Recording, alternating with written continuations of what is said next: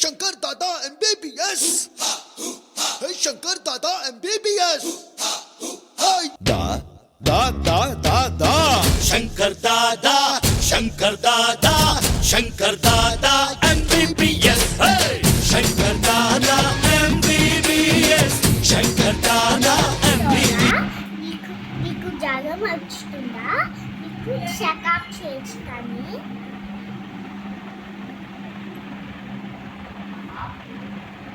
Injection చేస్తాను. తగ్గిపోతుంది. Tablets వేసుకో. స్టార్ట్.